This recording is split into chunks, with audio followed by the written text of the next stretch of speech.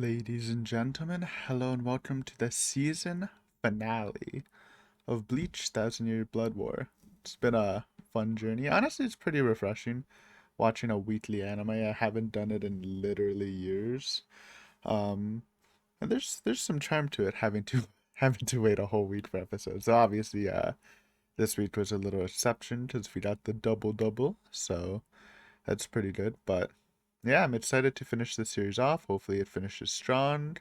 I imagine I mean, there's gonna be stuff happening, but it's a lot of more build up, right?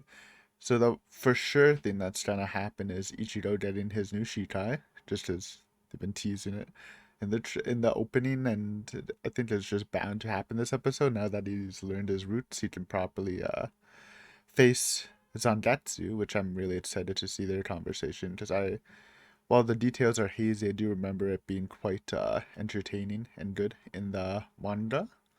Um, I'm sure we'll see some sort of Uryu stuff too. They teased at the end of the last episode, kind of.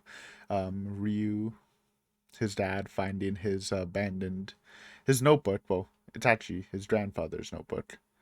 Though I guess it's Ryu's dad's notebook.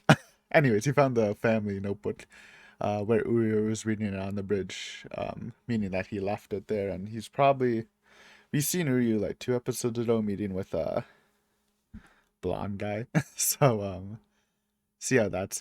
So he's probably gonna join this episode. I feel like Uri Ichido learning his new Shikai and Uryu like joining the Quincy's would be like a pretty good season finale, and some like heavy setup for next season. And maybe we'll see some other stuff. I don't know. Anyways, I just want to start this, man. Of course, I'm using the lazy release. I just gotta say thanks to Lazy, aka. Might as well bring up the actual name because it's not. I don't think the group's called Lazy. It's just well, maybe it is called Lazy, but it's Witchy Mary. Um, I've loved the releases, so we'll follow her in the future if she does any more releases. I don't know. We'll see. Um, but yeah, let's start episode 13. My topic of the episode is 24 minutes, 36 seconds long, and at the end of the episode, we'll talk about it a final time then. But I did learn that the next season's actually in June, so it's not quite as far as I thought, because I thought it might be like in September, October, like it was like for this season. So it's not too long to wait, man. Just a couple months. But yeah, should be good. Anyways, guys, let's start in 3, 2, 1, go. Everything's looking Gucci.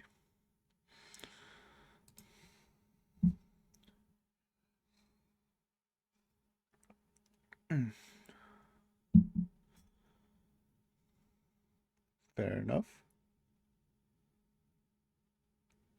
That's a great question. What the? It's Blade God's assistant. Easy.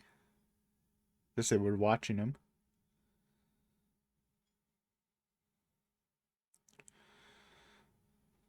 Well, that was easy.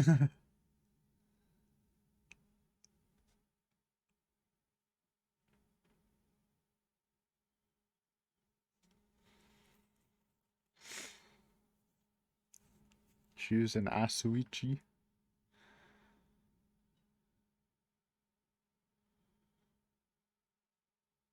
Oh, no fighting needed.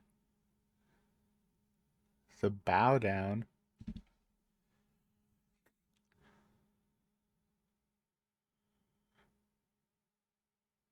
Well, rip Renji. Showing up Renji. Renji did get that small dub, but this is pretty impressive.